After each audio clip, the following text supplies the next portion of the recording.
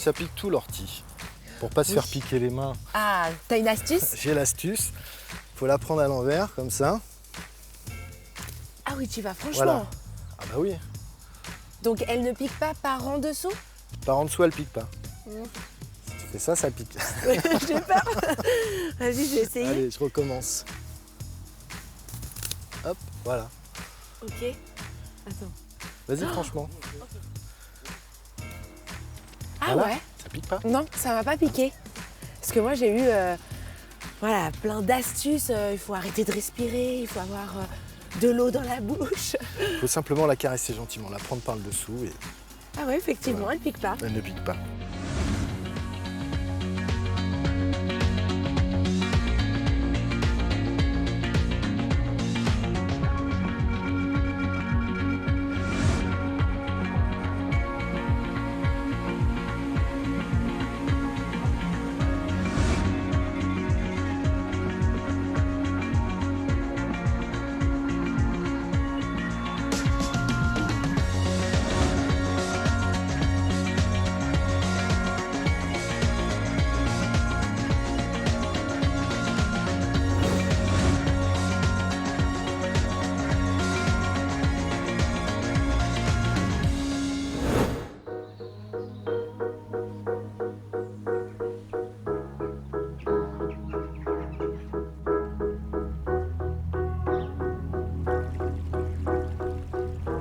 Cette semaine, j'ai quitté mes cuisines pour remonter le temps.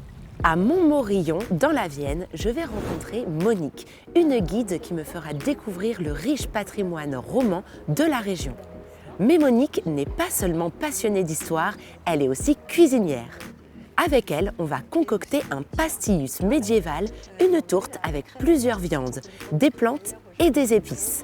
J'irai apprendre à cueillir les orties avec Gilles, un producteur de plantes médicinales. Nous dégusterons notre plat médiéval dans la magnifique abbaye de Saint-Savin. Cette semaine, on va tout savoir sur la cuisine au Moyen-Âge.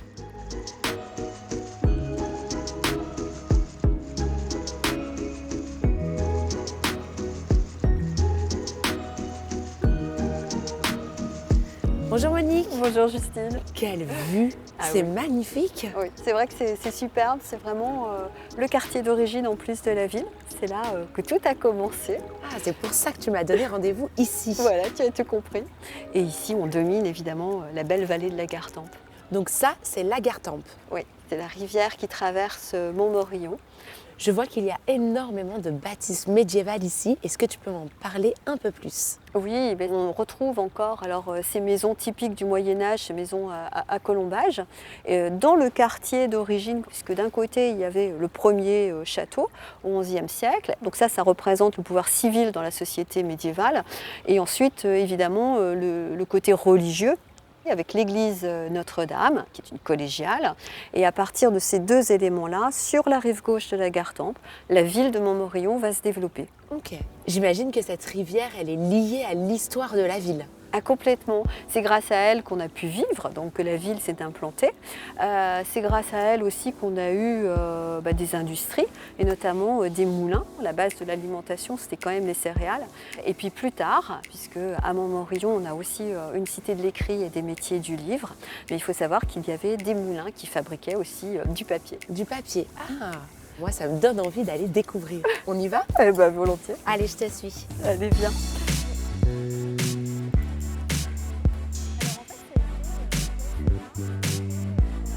Mais comment tu connais tout ça, Monique? En fait, c'est mon métier, puisque moi, je suis guide, on dit aussi médiatrice du patrimoine. Ouais. Et c'est un territoire qui est en fait classé dans le cadre d'un label qui s'appelle Label Pays d'Art et d'Histoire. Nos structures permettent de mieux faire comprendre en fait l'histoire, mais à partir d'exemples locaux. Ça te plaît? Ce qui me plaît, c'est justement de montrer la diversité, la particularité de ce territoire.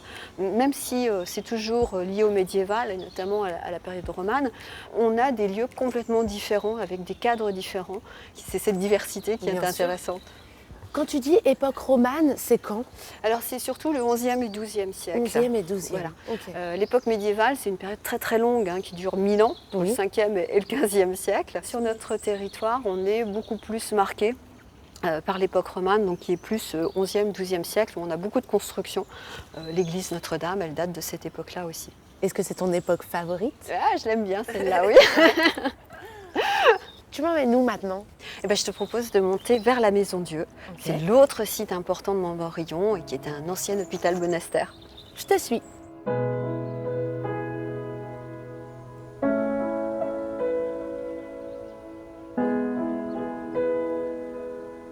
Donc ça fait partie des lieux que tu fais découvrir. Oui, c'est un site important à Montmorillon, c'est le site de la Maison Dieu. Tu vois, ici, on est juste devant la façade de la chapelle Saint-Laurent. Et on a un très bel exemple d'architecture romane ici avec cette façade.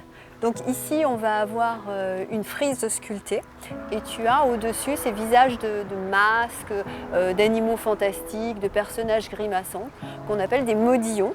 J'ai bien envie d'en voir plus. On va aller sur l'octogone et puis tu verras, on a aussi les espaces verts. Ça devrait te plaire. C'est un bâtiment très particulier. Il a une forme originale. Oui, c'est très original. C'est le bâtiment qu'on appelle l'octogone. C'était une chapelle funéraire et à 8 côtés. Et le chiffre 8 était symbole de résurrection. D'où le nom, le surnom d'octogone. En tout cas, c'est très très bien conservé. Oui, c'est un très bel ensemble.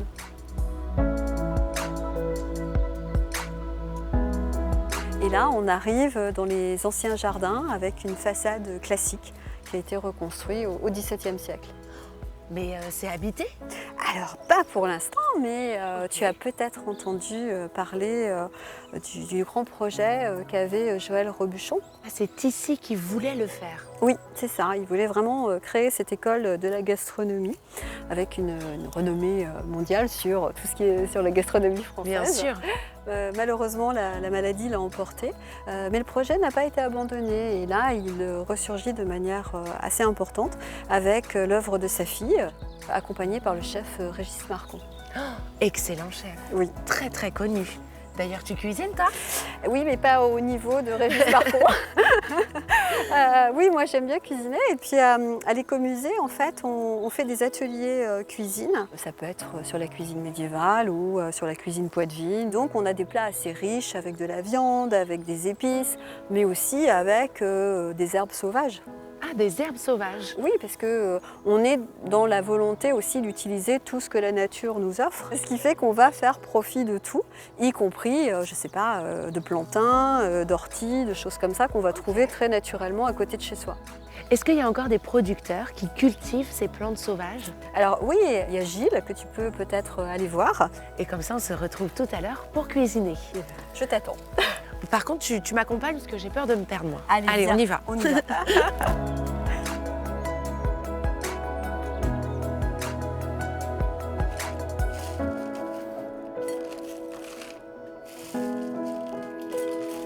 Bonjour Gilles, Bonjour Justine. ça va? Bah oui, très Qu'est-ce bien. que tu fais? Là, je suis en train de préparer des sachets de sauge. J'adore la sauge. Parce que ça, c'est une plante que mon papa utilisait énormément. En Italie, on en fait des sauces, on en met partout, vraiment, même dans la sauce tomate. J'aime beaucoup. C'est très bon la sauge. Et toi, tu l'utilises comment? En infusion principalement, hein, c'est un activateur cérébral. Donc, quand on est étudiant, par exemple, c'est recommandé d'en prendre. Donc là, c'est ta production. Là, c'est la production. C'est là qu'on transforme, qu'on met en sachet, qu'on fait des mélanges. C'est toi qui fais tes propres mélanges. Voilà, c'est ça.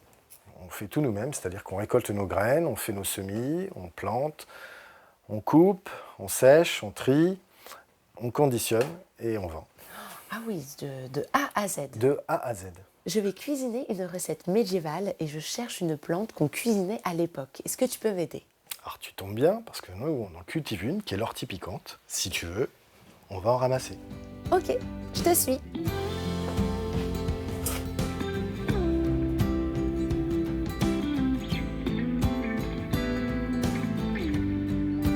Marche bien au milieu pour pas te piquer. Ok. Ah, ça peut piquer même les chevilles? Ça peut même piquer les chevilles, ça pique tout l'ortie. C'est une plante qui repousse très vite. Faut pas qu'elle manque d'eau. Dès qu'elle a de l'eau, elle repousse. Elle a besoin d'eau. Elle a besoin d'eau, de soleil. Dès que les températures baissent, elle se met en végétation et elle repart au printemps. On la conduit par rang, c'est Oui. plus facile à ramasser avec la récolteuse. Ça nous permet de désherber entre chaque rang. Et c'est plus simple quand on la ramasse, il n'y a pas de mauvaises herbes dedans, c'est propre déjà, ou presque propre. Et ça nous fait gagner du temps. Est-ce qu'il y a plusieurs variétés? Il y a l'ortie simple, l'ortie sauvage, et puis il y a l'ortie piquante. L'ortie piquante, elle a une tige très rouge et des feuilles plus petites. Et l'ortie classique a des feuilles plus grosses et une tige plus grosse et verte claire. Et les deux peuvent se consommer? Ah, les deux peuvent se consommer, oui. D'ailleurs, c'est ce que je vais faire. Moi, je vais cuisiner avec. Est-ce qu'on peut en ramasser encore un petit peu? Bien sûr. Le mieux, c'est quoi? C'est de prendre celles qui sont les plus hautes? Ouais, les plus belles. Les plus belles belles feuilles, tu vois, regarde. Ah ouais. Tac. Oh, si j'avais su qu'on allait me donner un petit bouquet d'orties. Un petit cornet d'ortie. Et voilà. Merci beaucoup. Nickel. On continue? On continue.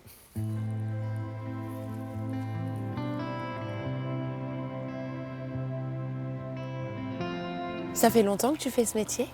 Moi, j'ai eu une carrière dans le bâtiment et je me suis retiré il y a 3 ans maintenant. Et j'étais attiré par la terre, hein, c'est dans les gènes, ça, je pense. Et je me suis lancé là-dedans. Les plantes, les orties, les tisanes, tout ça, ça te donnait envie de te lancer? Quand j'étais enfant, j'avais une vieille cousine qui s'appelait Jeanne, qui avait hérité de sa maman le savoir des plantes et soigné par les plantes. Donc quand j'étais gamin, j'étais tout le temps dans ses jupons. Elle avait un jardin de plantes médicinales et je vadrouillais avec elle pour les ramasser. Et c'était resté en moi et c'est ressorti il y a 4 ans. Et je me suis dit pourquoi pas, je vais faire ça. C'est dingue. Voilà. Quelle belle reconversion. Maintenant que j'ai récupéré des orties, je pars rejoindre Monique en cuisine.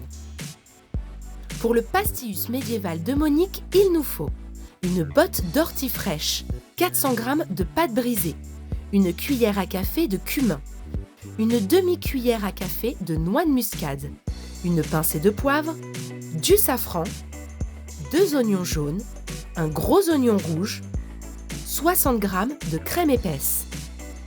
Et côté viande, il nous faut 300 g de poulet, 300 g de lard et il ne faut pas oublier les 2 œufs. Alors Monique, explique-moi un petit peu ce qui va se passer. Je te propose de faire une recette d'inspiration médiévale, puisque les recettes, on les connaît un petit peu grâce à des livres qui ont été écrits souvent par les cuisiniers du roi. Le bémol, c'est qu'on ne connaît souvent que la cuisine des plus riches, parce que forcément, les paysans dans leur chaumière, ils n'ont pas laissé d'écrit. Et donc, pour les plus riches, le fait d'avoir des recettes avec un maximum d'épices, ça montrait la richesse. D'ailleurs, du mot épices dérivent les espèces. Quand on paye encore en espèces, c'est parce qu'autrefois, on pouvait aussi payer en épices. Et là, dans cette recette, on va utiliser quoi comme épices? Alors, on va utiliser du cumin, un peu de muscade et surtout du safran. Alors, pourquoi c'était une monnaie d'échange comme ça aussi prestigieuse, les épices? Mais tout simplement parce que ça ne poussait pas sous nos latitudes et donc il fallait les faire venir. En plus, il y avait un côté un peu mystique, comme ça venait de l'Orient, ça venait de l'Est. Forcément, c'était le côté un peu paradis. Alors, par quoi on commence? Donc, on est d'accord, c'est une sorte de tourte. Oui, c'est ça. Ça s'appelle un pastillus. Quand on parle de pasté, c'était tout ce qui cuisait en fait à l'étouffée. Nous, aujourd'hui, on va tricher, on ne va pas cuire comme au Moyen-Âge. On n'a plus le savoir forcément, enfin, on n'a plus les mêmes fours. Et donc, on va utiliser forcément aussi notre four traditionnel. On est d'ailleurs dans la cuisine de l'écomusée. Oui, c'est ça. C'est là où tu fais tes ateliers? Voilà, c'est là où on propose des ateliers et où moi j'interviens pour les ateliers cuisine, notamment la cuisine médiévale. Par quoi on commence, Monique? Eh bien, je te propose de commencer par ébouillanter les orties. Oui. Donc, on va couper les feuilles. Alors, je prends un ciseau. Oui. On met une casserole à bouillir. Parfait. Quand on prend de l'ortie, on essaie toujours de prendre les plus jeunes pousses.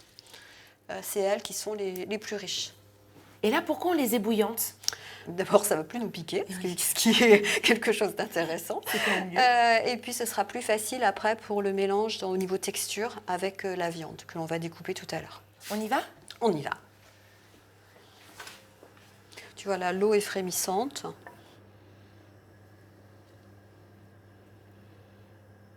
Ah oui, c'est très rapide. On les récupère? On peut écumer, on peut enlever, oui. Et ça se cuisine en fait comme les épinards. Toute recette avec des épinards peut se mélanger avec de l'ortie. On peut le remplacer sans problème. Donc on les laisse refroidir. C'est ça. Et en attendant, on peut commencer par les oignons. C'est parti. Donc un gros oignon rouge Oui. ou deux petits, hein, en fonction de ce que l'on trouve. Comment je coupe l'oignon? Vraiment émincé. Alors moi, je ne sais pas faire comme les chefs. Alors, après les oignons, on fait quoi? Eh bien, on va continuer la découpe Oui. avec la viande La et viande. le lard. En fait, dans cette recette, ce qui est intéressant, c'est qu'on va mélanger une viande grasse, le porc, Oui. et une viande maigre, la volaille. On fait des petits morceaux, puisque Ok. tout à l'heure, ça va être dans la tourte, et pour le manger, ce sera plus agréable. Et tu enlèves pas le gras? Non. Ok. Le gras, c'est aussi un support des saveurs. Bien sûr. Donc voilà, il ne faut pas trop, mais un peu, c'est intéressant au niveau gustatif. Et du poulet. Donc là, pour la recette, on prend des filets fermiers assez épais. Oui. Et la même chose, on va faire des petits cubes. des petits cubes, des petits dés. La viande, c'était que pour les seigneurs ou tout le monde avait accès à de la viande? Alors, on mangeait beaucoup moins de viande que nous. Oui. La différence, c'est qu'effectivement, les nobles pouvaient manger une variété de viande. Il y avait la chasse qui leur était Oui. réservée, donc du gibier, et plus la viande liée à ce que l'on disait, c'est-à-dire dans les fermes autour des châteaux. Voilà, on a notre viande. On passe en cuisson? Allez, on passe en cuisson. D'ailleurs, comment ils chauffaient les aliments? Alors, on vivait vraiment complètement autour de l'âtre. Donc, tout était cuit L'âtre. dans la cheminée. Dans la cheminée, on a des pièces qui s'appellent les chenets, là, qui sont des barres, en fait. Et dessus, on posait des fétous, enfin l'équivalent de nos fétous, des choses qui permettaient aussi de rôtir, hein, comme notre poêle. Et on avait la crémaillère. Tu sais, quand on dépend de la crémaillère aujourd'hui, c'est pour... oui. voilà, on est content de montrer le nouveau logement dans lequel on est rentré. Et autrefois, la crémaillère, c'était cette espèce de broche qui permettait aussi de remonter ou de descendre vers la flamme selon les recettes que l'on faisait. Et quand la cheminée fonctionnait, ça voulait dire qu'on pouvait vivre dans la maison. Donc on va pouvoir mettre nos oignons à rissoler, le mélange des deux oignons. Là, c'est vraiment pour la saveur. Hein, Ça sent trop bon. On rajoute la viande? On va d'abord mettre D'abord le lard. le lard, parce que ça cuit un peu plus longtemps. Et d'ailleurs, qui cuisinait au Moyen-Âge? Est-ce que c'était les femmes? Les cuisiniers des rois, etc., étaient des hommes. Étaient des hommes. Alors que dans la cuisine quotidienne, c'était plutôt des femmes. Heureusement, aujourd'hui, on a des grands chefs féminins. Ça change un petit peu. Mais il y a encore du travail. Oui. On va Je pouvoir rajoute le poulet. rajouter le poulet. On assaisonne? Oui, on va mettre nos épices. Donc, on peut commencer par le cumin. Oui. On met le safran? Oui, on met le safran qui était vraiment l'épice reine. Et ça va donner cette très jolie couleur à notre préparation. Tu vois, tout de suite, ça fait ce côté doré, légèrement orangé. Ça sent super bon. Donc, safran, noix de muscade, un peu de cumin et un peu de poivre. Poivre et un tout petit peu de sel aussi. On va peut-être mettre juste les orties. Alors, les orties, Si tu veux les mettre, parce que c'est vraiment juste les saisir avec et après on va éteindre le feu. hop, j'arrête. Merci. Donc, on laisse refroidir. Voilà. En attendant, Eh bien, écoute, on va pouvoir s'occuper de la pâte que j'ai préparée tout à l'heure. qu'est-ce que c'est? C'est une pâte brisée toute simple. En fait, au Moyen-Âge, on ne connaît pas la pâte feuilletée encore. Hein, Oui, en France. C'est technique. Voilà, c'est très technique. Et on va surtout faire des pâtes brisées toutes simples avec de la farine et du beurre et un peu d'eau. On l'étale? Allez, on l'étale. Alors, un petit peu de farine sur le plan de travail. Voilà.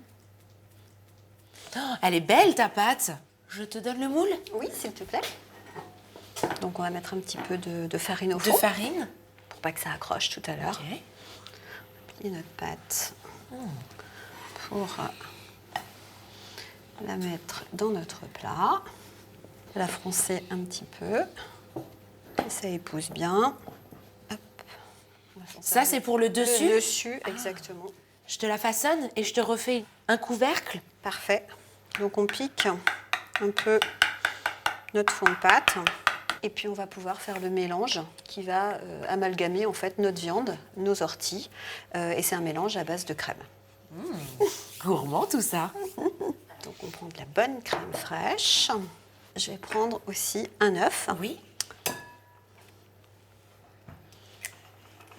Et donc, tu vois, on mélange avec la spatule. Et donc, on va mettre directement la viande et les orties et nos oignons caramélisés sur le fond de pâte. Ok. on va ajouter notre Oui. préparation. Ce qui va donner un côté très moelleux. Il ne nous reste plus qu'à couvrir finalement. C'est ça, exactement. Je te laisse mettre le chapeau si tu veux. Oui, Voilà, et puis faire les bords. faire les bords... Ça fasse comme une petite soudure en fait Ok. avec la pâte d'en dessous. Voilà. Maintenant, on va dorer à l'œuf Oui. dessus. Et puis après, on fera une petite ouverture avec une petite cheminée. Parfait. Très joli. Donc pour la petite cheminée, Oui. Comment tu proposes de la faire? je te montre Ah oui, volontiers.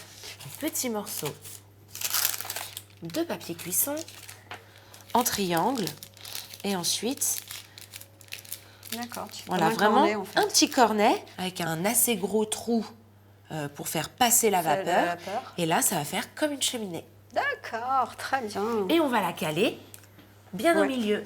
Je pense que c'est bon. On Oui. peut enfourner. On va laisser cuire une demi-heure à 180. Et voilà. Mais je te propose d'aller la déguster dans un endroit emblématique pour le Moyen-Âge et pour l'époque romane. C'est l'abbaye de Saint-Savin, qui est classée au patrimoine mondial par l'UNESCO. J'ai hâte de découvrir ce lieu.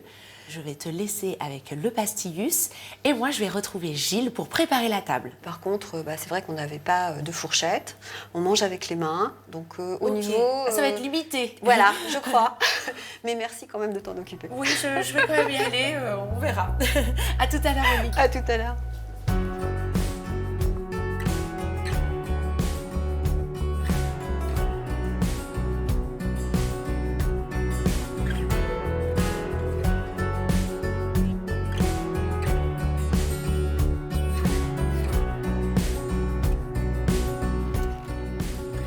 Bon, Monique m'avait prévenu que c'était sommaire. Donc elle m'a dit, le pain, c'est les assiettes. Et Ok. puis tu fais l'infusion? Je fais l'infusion après. Voilà la tour. Qu'elle est belle. Je t'en prie, Mélala. Oui, t'as raison. Sympa, hein? Très. Ça sent bon. C'est magnifique. On est dans ce bel endroit qu'est l'abbaye de Saint-Savin. La partie où nous sommes date de l'époque romane, justement, et on a la très belle voûte décorée avec des peintures murales, dont une partie sont des fresques. On a un lieu exceptionnel pour déguster cette tourte. Mais avant, petite question, qu'est-ce que c'est? Comme on mangeait avec les doigts, manger avec les doigts ne signifie pas manger salement. Et donc, en fait, entre chaque plat, eh bien, on avait ce récipient avec de l'eau et de l'eau parfumée avec les plantes que Gilles connaît bien. Et alors, ce morceau de pain, c'est notre assiette, finalement. Voilà, exactement. Hein. L'assiette était ce tranchoir qui était ni plus ni moins que du pain plutôt rassis, en fait. Il faut imaginer, quand on a des plats, notamment en sauce, on va se servir et on va le mettre directement sur ce pain. Ils allaient distribuer ce tranchoir imbibé de toutes ces saveurs aux plus pauvres. Et c'était une manière de nourrir aussi les plus pauvres. En attendant que je coupe la tourte, est-ce que tu peux nous servir ton infusion? Alors, rappelle-moi ce que c'est. Donc c'est un mélange de mélisse et de camomille romaine. Allez, je coupe. Et moi je verse. C'est des plantes que tu connais, Monique? Alors oui, c'est vrai que la mélisse notamment, on l'utilisait beaucoup pour la digestion. Oui. Voilà.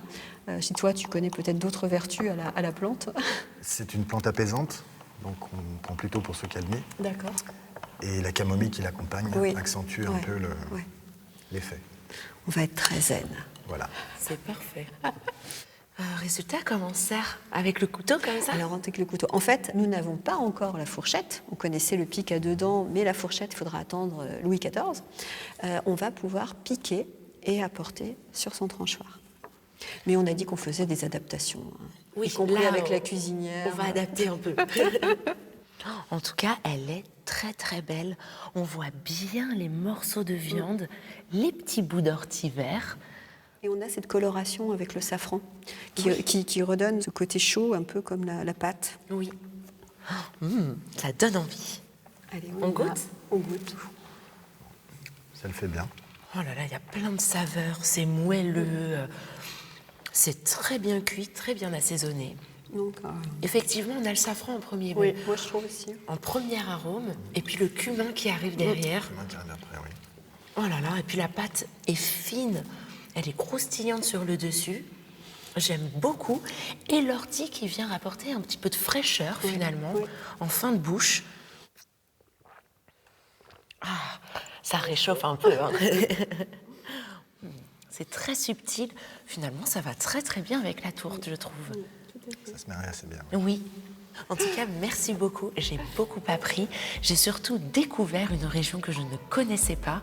Je reviendrai pour que tu me fasses la visite. Et tu viendras avec moi, Gilles. Bien sûr. Est-ce qu'au Moyen-Âge, on trinquait? J'en ai pas la moindre idée, mais rien ne nous empêche de le faire. Exactement.